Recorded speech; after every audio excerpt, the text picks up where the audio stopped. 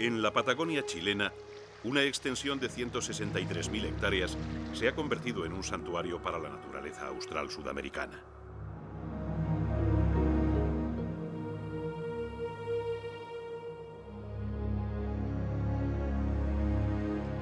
La cordillera andina cruza de norte a sur el territorio, originando un clima diverso y cambiante. Las cumbres y los vientos del oeste generan importantes diferencias climáticas entre lugares muy cercanos. Como consecuencia, se produce una variedad inusual de formaciones vegetales que llevan asociada una fauna rica en especies.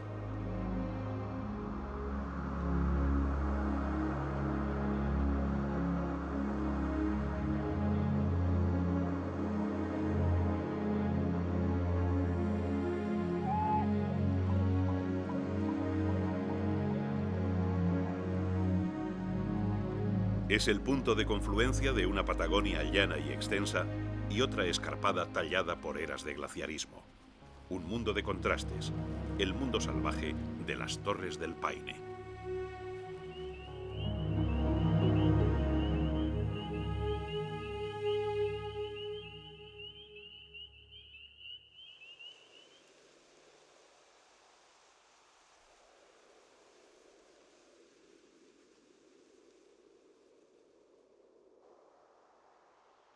En plena cordillera andina, el macizo Paine da nombre al Parque Nacional. Las montañas, con picos superiores a los 3.000 metros, marcan una línea divisoria que diferencia dos zonas completamente distintas. Al oeste de la cordillera, del lado del Pacífico, los vientos cargados de humedad chocan contra los escarpes y descargan las lluvias que apenas si llegan a la otra vertiente. Es un lado húmedo y frío, compuesto de rocas, bosques y hielos.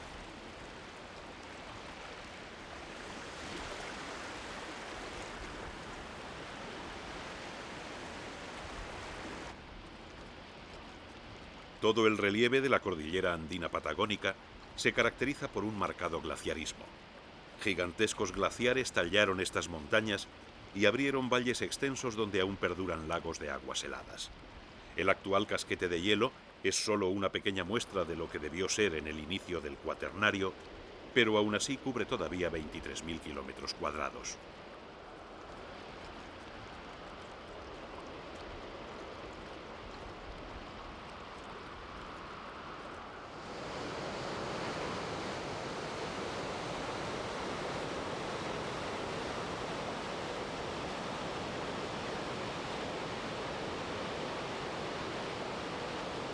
En la vertiente este, donde apenas llueve, grandes llanuras se extienden hasta el Atlántico, mientras se pasa de la estepa hasta prácticamente el desierto.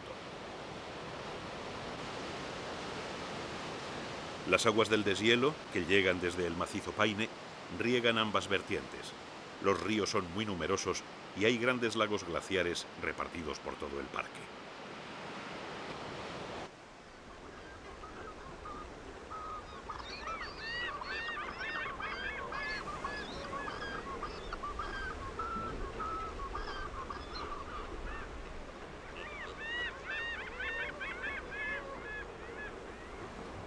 La proximidad del Océano Pacífico y los numerosos lagos atraen a las aves acuáticas de la región patagónica, que forman ruidosas y nutridas colonias. Cormoranes imperiales y de las Malvinas, diferentes especies de gaviotas y multitud de anátidas se alimentan y crían en las aguas del parque y sus alrededores.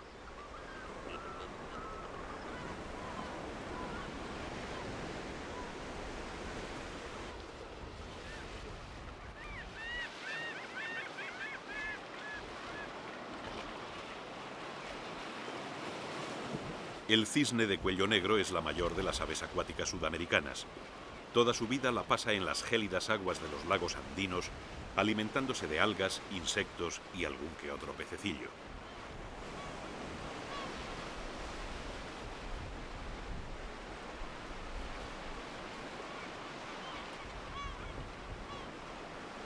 Desde el Valle del Huasco, en Atacama, hasta la Tierra del Fuego, el cisne de cuello negro se distribuye por todo el cono suramericano, buscando lagos próximos al mar.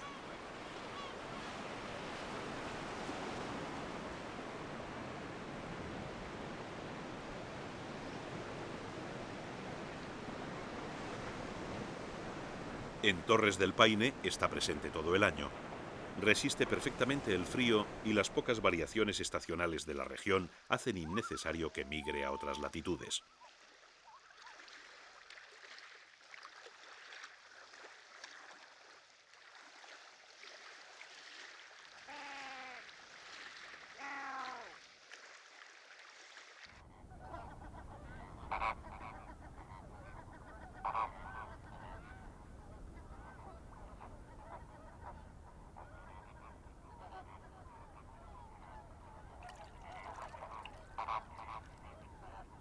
El parque cuenta también con algunas lagunas salobres donde proliferan pequeños invertebrados que atraen a las aves acuáticas. Los flamencos chilenos y andinos aprovechan estos encharcamientos salitrosos del altiplano para alimentarse filtrando con sus picos los diminutos camarones y artemias que viven en el agua.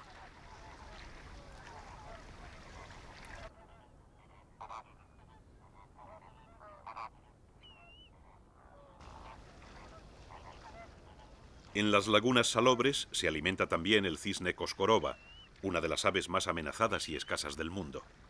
Los últimos censos dan una población de 400 individuos en todo el territorio chileno, lo que convierte al coscoroba, con el huemul y el puma, en una de las rarezas del parque.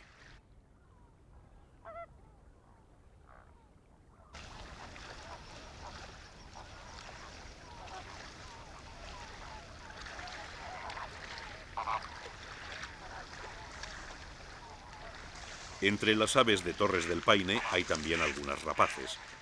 Los caracarás moñudos o caranchos son aves omnívoras que hasta mediados de siglo compartían su distribución con el caracará oscuro, hoy extinguido por los cazadores ávidos de su carne. Por su tamaño, no suponen una amenaza para los flamencos ni los cisnes, pero el cadáver de un cauquén en una de las orillas les ofrece un auténtico festín.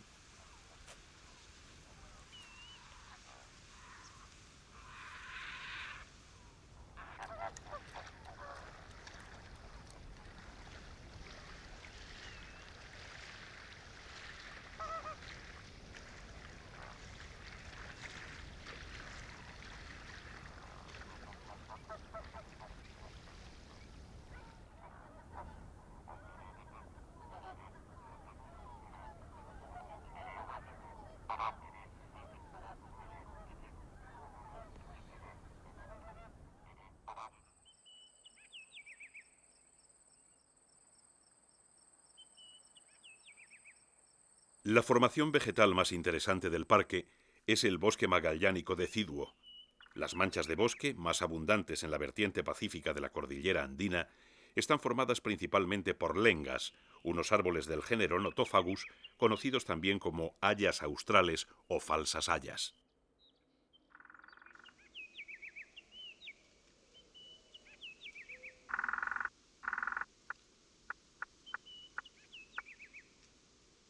Entre las lengas se cobijan y alimentan aves como la caturra, una pequeña cotorra cuya distribución llega hasta Tierra del Fuego, convirtiéndose en la representante más austral de una familia de aves eminentemente tropicales.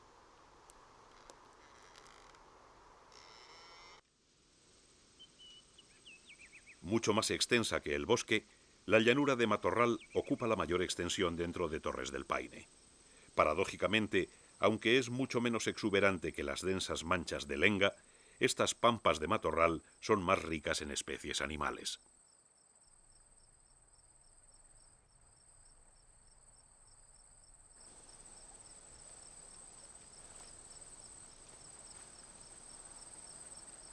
El matorral es la casa del ñandú de Darwin, o petizo, como se le conoce en Chile.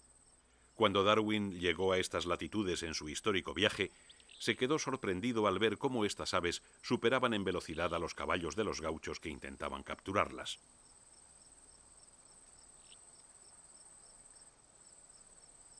Las potentes patas del ñandú le permiten adquirir una velocidad asombrosa, pero en pago al desarrollo evolutivo de unos huesos y músculos tan poderosos, han perdido su capacidad de vuelo, tal y como les sucede a sus primos los emúes, los casuarios y las más conocidas avestruces.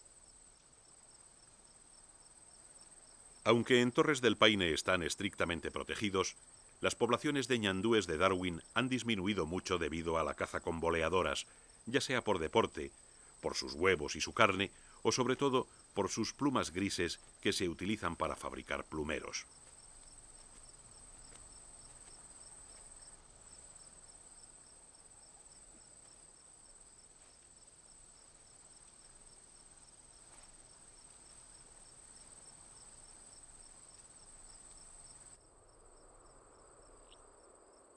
Las masas de matorral sufrieron graves alteraciones por parte de los colonos que intentaron eliminarlos para convertir el terreno en pastizales. Pero al crearse el Parque Nacional, los matorrales se han recuperado, al igual que la fauna que vive asociada a ellos.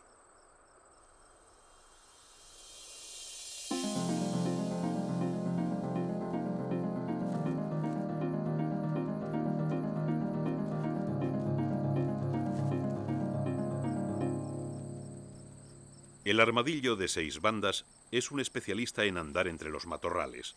Su cuerpo blindado le permite abrirse paso entre las matas más densas, lo que le supone una defensa contra los predadores.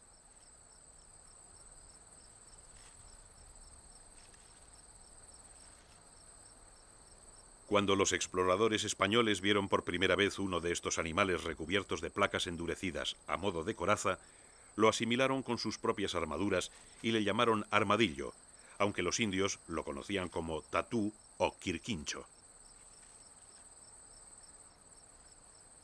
Los armadillos son animales muy primitivos que han sobrevivido en gran parte gracias a sus placas dérmicas que le permiten huir a través de los matorrales más cerrados. Pero además cuentan con unas garras poderosas con las que excavan galerías en pocos minutos, poniéndose definitivamente a salvo de cualquier enemigo.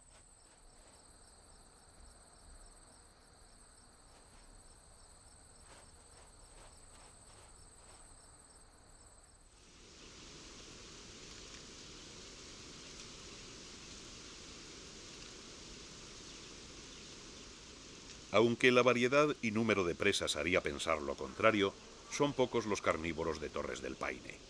Los cánidos son muy escasos en el mundo forestal sudamericano. Aquí, sin embargo, conviven dos especies de zorro de los que apenas se sabe nada de sus hábitos y su biología. El zorro colorado, que habita las altiplanicies hasta los 4.000 metros de altitud, y el zorro gris o chacalillo, que vive en la sabana y el desierto patagónicos.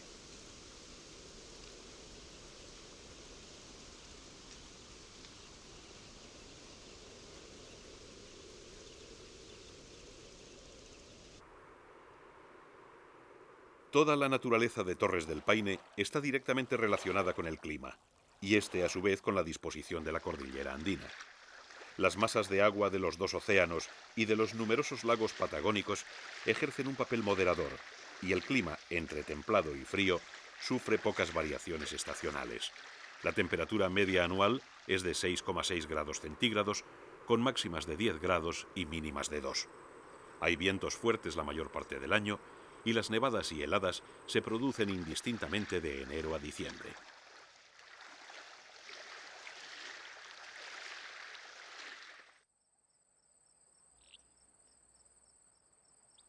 Estos rigores climáticos no son impedimento para las especies patagónicas adaptadas a los fríos moderados y a los vientos denominados furiosos 50 en referencia a su fuerza y latitud.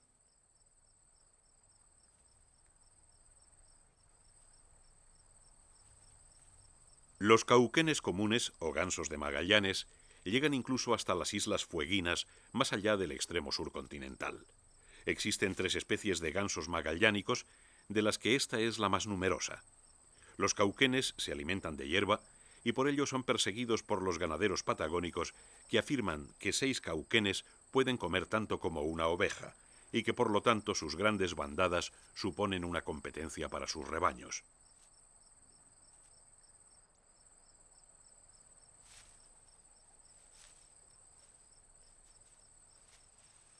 Por suerte, en el parque están protegidos, y solo los zorros colorados, algunas rapaces y rara vez un puma pueden suponer una amenaza.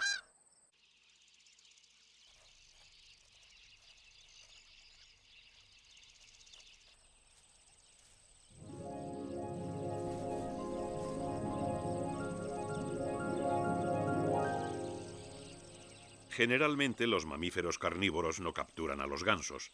El puma patagónico basa su dieta en guanacos y el zorro colorado, también conocido como zorro de azara o guarachaín, lo hace en los conejos y liebres que en el parque podrían llegar a ser una plaga si no existieran los zorros.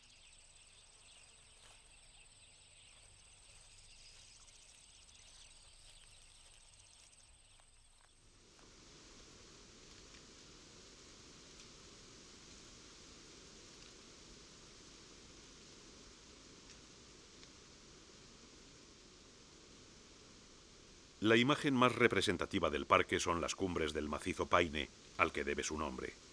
El macizo está formado por las famosas torres y por los cuernos del Paine, cuyas paredes casi verticales atraen a los escaladores de todo el mundo y superan, en el caso del Paine Grande, los 3000 metros de altura. Pero si la imagen representativa son las escarpadas torres, el emblema del parque es un animal asociado íntimamente a las faldas del macizo.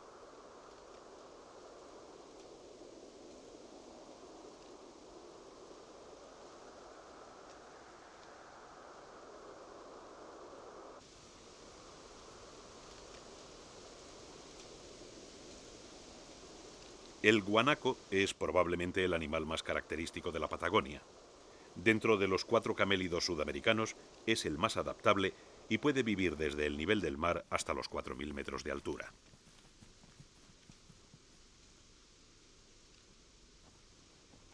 La relación entre los indígenas americanos y los camélidos se remonta al menos a 4500 años. Fue una relación de íntima dependencia unilateral, por lo que el guanaco se convirtió en un animal totémico. Hasta la primera mitad de nuestro siglo, los guanacos fueron clave para la supervivencia de los indios patagónicos, que obtenían de ellos carne para alimentarse, lana para sus vestidos y fibras para coser.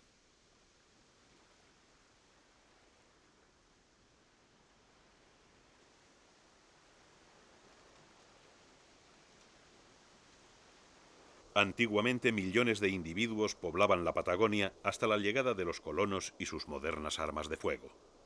Una vez más, se consideró a los animales autóctonos competencia directa del ganado introducido y se les persiguió hasta reducir su población a los 150.000 ejemplares que hoy se estiman en todo el continente.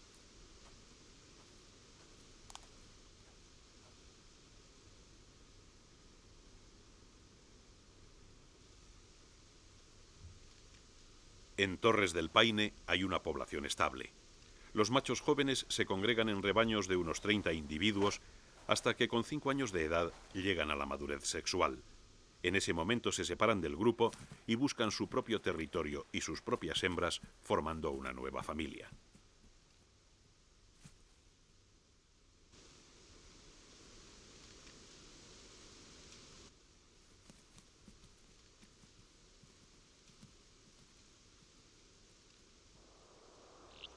Las manadas de guanacos se dividen el matorral y el predesierto de Torres del Paine en áreas de marcada territorialidad.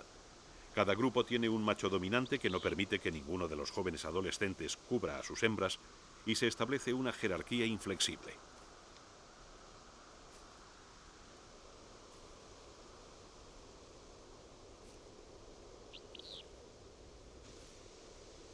Durante la época de celo, estos machos dominantes tienen que revalidar su puesto con los nuevos aspirantes y son frecuentes las carreras, los mordiscos y los escupitajos de líquidos gástricos y materia semidigerida.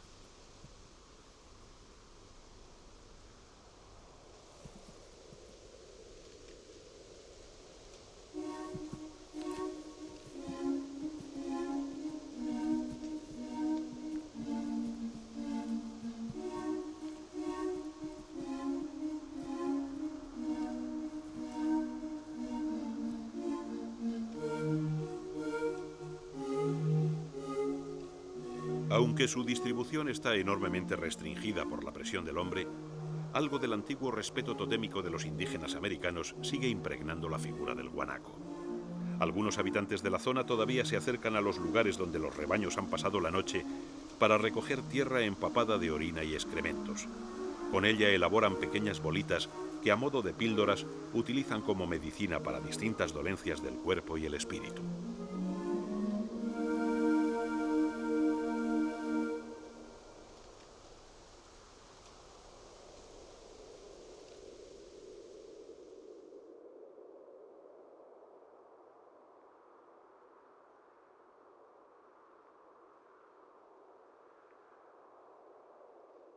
Al igual que los patagones admiraban al guanaco, los incas adoraban al cóndor como a un dios.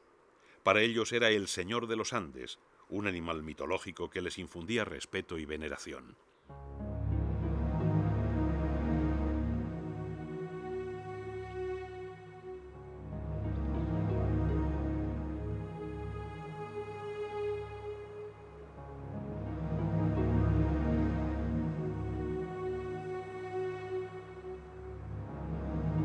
En Patagonia, sin embargo, se les ha perseguido desde tiempos inmemoriales. El hecho de que aparecieran poco después de la muerte de un animal hizo que los hombres creyeran que los cóndores los mataban, y la leyenda del cóndor cazador se extendió rápidamente.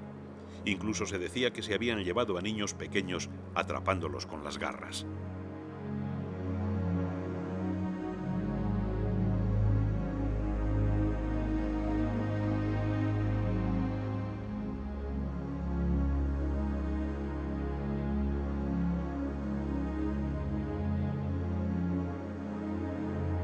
Sin embargo, pese a su aspecto amenazador, el cóndor es un animal incapaz de matar animales grandes. Sus patas tienen el dedo trasero demasiado alto, lo que les impide cerrar la garra, de forma que no pueden atacar, sujetar o desgarrar a sus posibles presas, y menos aún llevárselas en vuelo.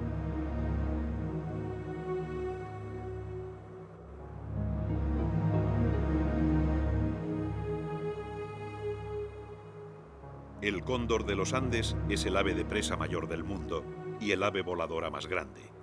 Con casi 4 metros de envergadura y hasta 12 kilos de peso, este majestuoso volador necesita las corrientes de aire para volar. Sus enormes músculos solo le permiten realizar unos 30 movimientos de alas seguidos antes de caer extenuado, y de ahí que generalmente se le vea planeando en círculos hasta alcanzar alturas de más de 6.000 metros.